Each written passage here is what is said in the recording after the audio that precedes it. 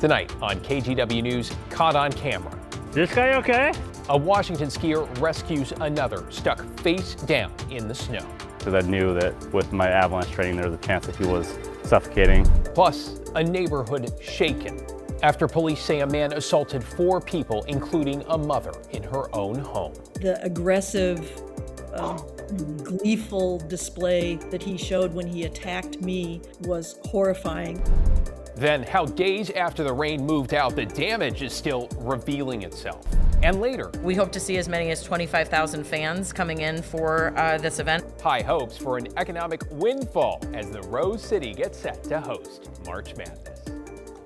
But first, to our top story, in a series of assaults in southeast Portland, all allegedly at the hands of one suspect. We're glad you're with us tonight. I'm David Mulco, though a warning, you may find some of the details here deeply disturbing. Alma McCarty's in the newsroom. So Alma, what do we know about this guy? Yeah, David, I can tell you that this suspect, a 43-year-old man, is behind bars tonight inside the Multnomah County Jail after his arrest yesterday. Detectives say there are 4, maybe 5 victims, women he's alleged to have assaulted Sunday morning after he told police he had smoked meth.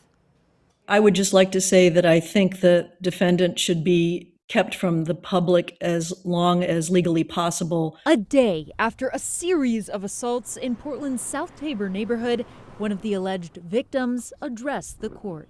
The aggressive, gleeful display that he showed when he attacked me yesterday was horrifying. That suspect, Portland police say, is 43-year-old Judson Defer, who they say groped 2 women out walking, inappropriately touched a woman inside a church, and cornered and attempted to rape a mother inside her own home. This is incredibly unusual.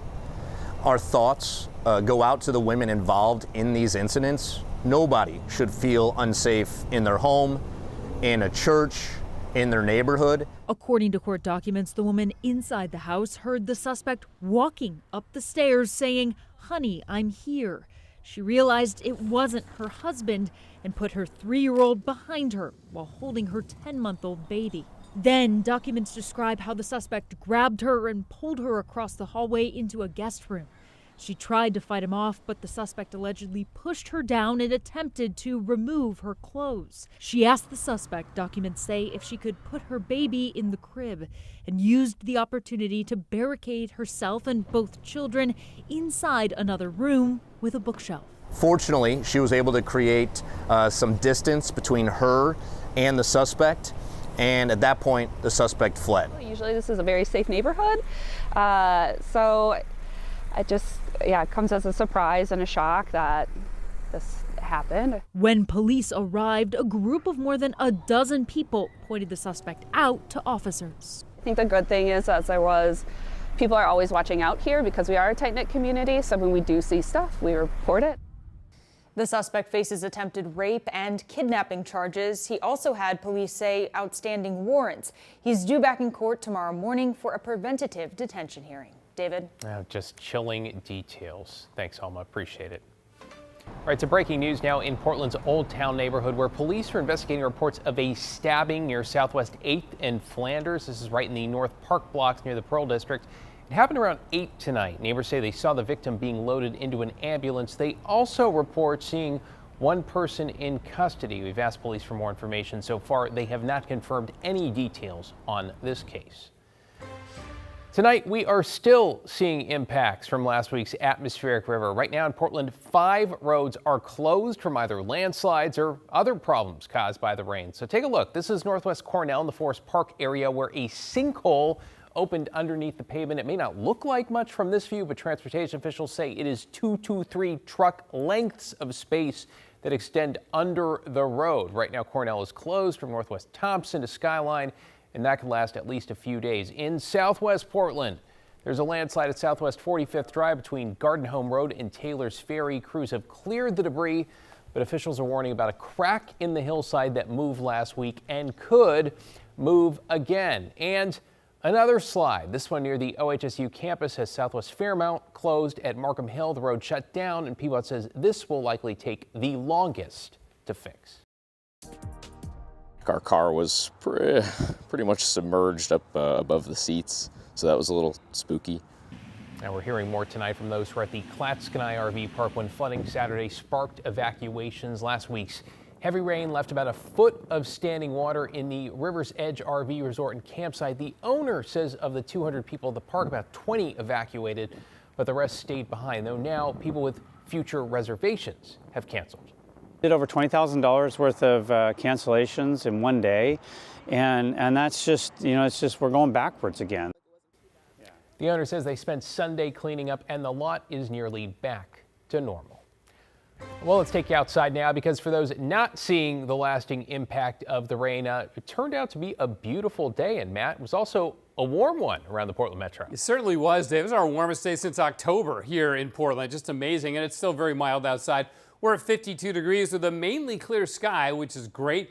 Made it up to 68 today, 69 in Vancouver, and yes, there were 70s on the map. As close to us as Aurora and McMinnville, 71 there. No records here, but Eugene set a record of 78, breaking the old record of 74, which was set just 2 years ago.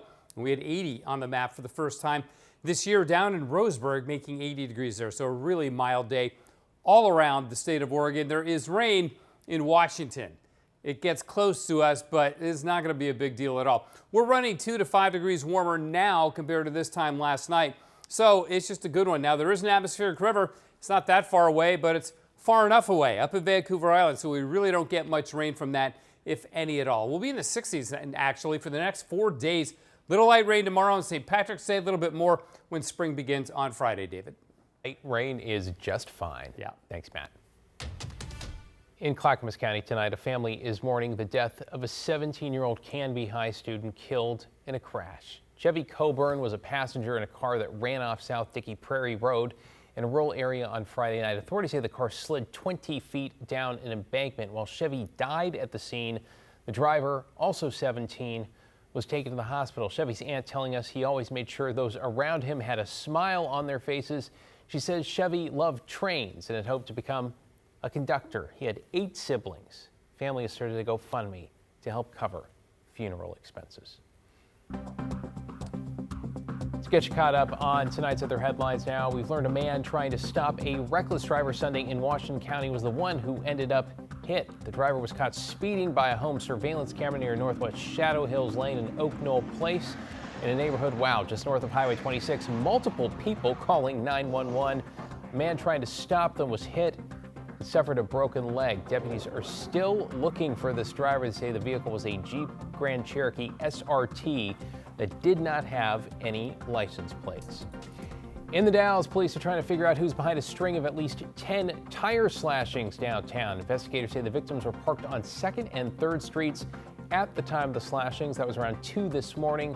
They're now asking any residents or businesses who might have surveillance video of the suspect to please reach out.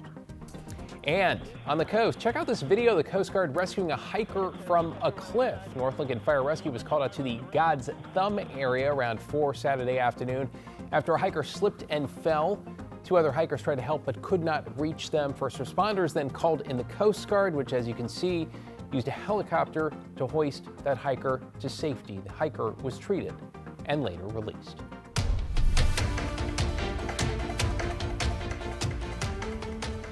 To the war in Iran now, with the country renewing attacks on its neighbors in the Persian Gulf, and Israel saying it's begun a wide-scale wave of strikes across Tehran. Here's NBC's Richard Engel. Iran is lashing out, today with airports again in the crosshairs. In Dubai, fires burn from an Iranian strike. Oil facilities hit in the Emirates. We filmed an Iranian cluster bomb as it exploded midair near Tel Aviv. Those lights floating down are each small bombs. One of them landed on Ram Massasa's house. He showed me exactly where he was, saying he thought about ignoring the air raid sirens. But I knew that if a missile would hit me, my wife would kill me. For having ignored the siren. For having ignored the siren, yeah.